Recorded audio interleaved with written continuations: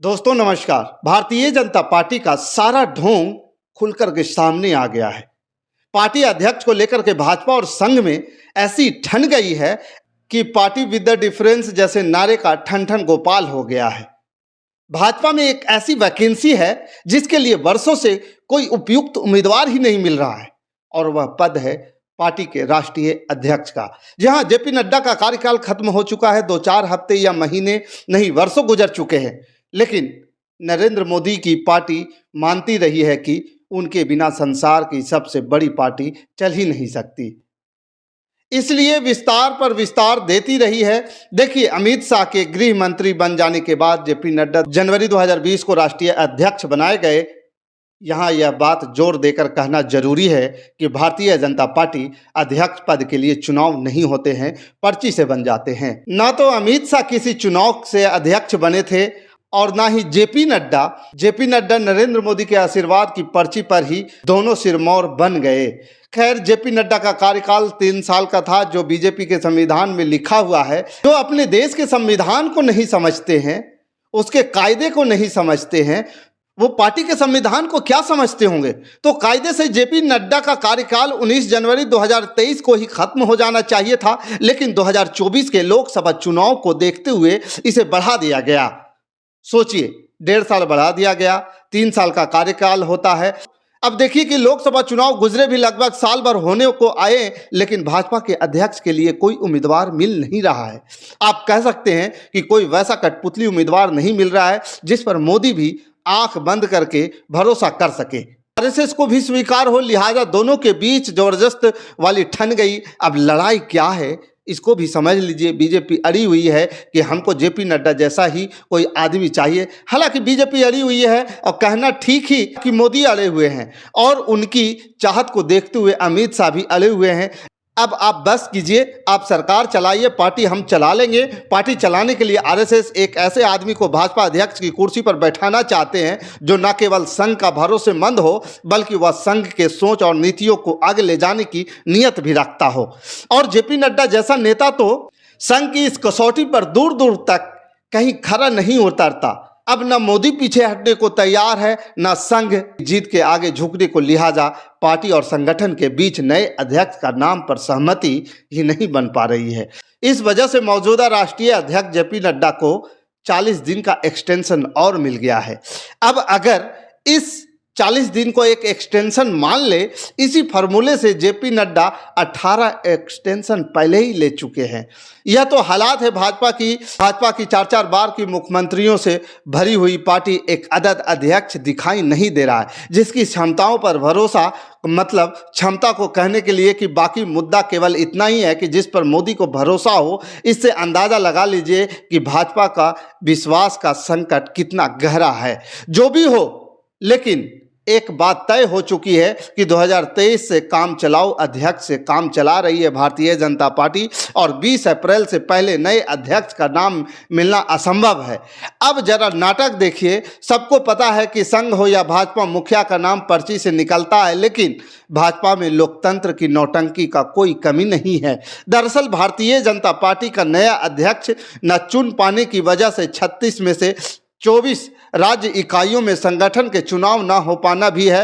हालांकि यह सब कहने की बात है, अध्यक्ष चुनने के लिए आधे से ज़्यादा राज्यों में प्रदेश अध्यक्षों का चुनाव होना जरूरी है।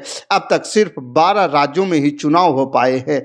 यहाँ पार्टी तक को भी टाइम से और ठीक से नहीं चला पा रहे हैं और देश को मसले जा रहे हैं। जिन राज्यों में भाजपा के आंतरिक चुनाव भी हुए हैं, उनका नाम सुन लेंगे तो समझ में नहीं आएगा। हंसी दबाए कैसे दबाए। जम्मू कश्मीर जहाँ कैंडिडेट नहीं मिलते हैं भाजपा को, वहाँ हो गए चुनाव। नागालैंड, सिक्किम, अरुणाचल प्रदेश, लक्षद्वीप, चंडीगढ़, इन सब जगहों पर हो गए हैं। अब जरा भाजपा के आंतरिक चुनाव कहाँ कहाँ नहीं हुए वो भी सुन लीजिए। दिल्ली, जहां साक्षात मोदी जी रहते हैं, अमित शाह रहते हैं, जेपी नड्डा रहते हैं, बाकी के मंत्री संतरी को जाने दीजिए। योगी आदित्यनाथ के उत्तर प्रदेश में भाजपा का आंतरिक चुनाव नहीं हुआ है। जी हाँ, बिहार में नहीं हुआ है, मध्य प्रदेश में नहीं हुआ है, हरियाणा में नहीं हुआ है, कर्नाटक और उड़ीसा में भी नहीं हुआ है। जहां सरकार है या सरकार चला चुके हैं, समझ रहा है कि भाजपा कितनी लोकतांत्रिक है। यह चुनाव क्यों नहीं हो पा रहे हैं, इसको भी समझिए। क्योंकि क्षेत्रीय छत्रप को चुनौती देने में मोदी जी की भी हवा जो है सरकी हुई है। उन्हें डर है कि संघ संगठनात्मक चुनाव में ही उनकी हेकड़ी ना निकाल दे, इसलिए जब तक मोदी वहां अपने सारे कील कांटे दुरुस्त नहीं कर लेते, संगठनात्मक चुनाव को लेकर लगातार टाला जा रहा है। देखिए, भाजपा के संविधान की धारा 19 में साफ लिखा है कि पार्टी का अध्यक्ष कैसे चुना जाएगा। राष्ट्रीय परिषद और राष्ट्रीय परिषद के सदस्यों का एक इलेक्टोरल कॉलेज बनता है और यह इलेक्टोरल कॉलेज राष्ट्रीय अध्यक्ष के लिए उम्मीदवारों से आवेदन आमंत्रित करता है और आवेदन के लिए जरूरी है कि वह कम से कम 15 साल तक भाजपा के प्राथमिक सदस्य रहा हो। इसके अलावा इलेक्टोरल कॉलेज के कम से कम 20 सदस्य उसके प्रस्ताव हो और यह प्रस्ताव कम से कम 5 ऐसे राज्यों में आने चाहिए जहां राज्य परिषद के चुनाव हो चुके हैं। नॉमिनेशन के बाद हर राज्य की राजधानी में वोटिंग होती है और इसके बाद बैलेट बॉक्स को काउंटिंग के लिए दिल्ली लाया जाता है। वोटों की गिनती होती है और फिर अध्यक्ष का ऐलान होता है। लेकिन यह सब कागजों में, बस असलियत यह है कि सब कुछ दिल्ली में बैठकर एक कमरे में तय हो जाता है। भाजपा के पूरे इतिहास में ही कभी भी अध्यक्ष पद के लिए वोटिंग नहीं हुई, लेकिन हमारे सूत्र बताते हैं कि इस बार संघ अड़ गया है कि या तो हमारा आदमी अध्यक्ष होगा, नहीं तो नियमों का पालन करना होगा, मतलब वोटिंग। और मोदी को डर है कि वोटिंग में उनका काम खराब हो सकता है। याद कीजिए, लोकसभा चुनाव के समय जेपी नड्डा ने क्या कहा था। उन्होंने कहा था कि शुरू में हम कम सक्षम थे, तब हमें आरएसएस की जरूरत पड़ती थी, लेकिन अब हम सक्षम हैं, बीजेपी अब खुद को चलाती है। इस बयान ने संघ को खफा कर दिया था और उसने इसे अपने लिए चुनौती के तौर पर लिया, क्योंकि बीजेपी ने कभी भी इस बयान की निंदा नहीं की, खंडन नहीं किया। इसके बाद से ही संघ के तेवर बदले हुए हैं और वह नहीं चाहता कि दोबारा ऐसा कोई आदमी अध्यक्ष पद की कुर्सी पर बैठे जो संगठन से ऊपर पार्टी और उसकी लीडरशिप को तवज्जो दे। संघ के तलख तेवरों से मोदी की धड़कन इसलिए बढ़ी हुई है। 21 से 23 मार्च तक आरएसएस की अखिल भारतीय प्रतिनिधि सभा की बैठक होनी है और यह आरएसएस की बहुत जरूरी, बहुत महत्वपूर्ण सालाना बैठक होती है। इसमें एक साल पहले के कामों की समीक्षा और अगले साल के लिए क्या काम करने हैं उसके लक्ष्य तय होते हैं। इसलिए बैठक से पहले बीजेपी को नए अध्यक्ष का नाम सुझाव देना होगा।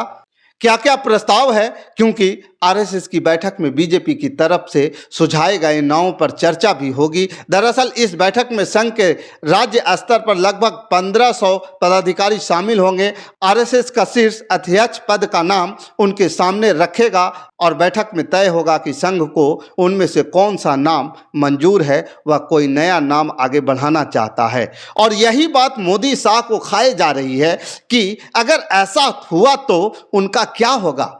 इस खबर में इतना ही। बाकी इस खबर के प्रति आपका क्या विचार है, आप हमें कमेंट कर जरूर बताइएगा। हमारे साथ बने रहने के लिए धन्यवाद। जय हिंद, जय भारत।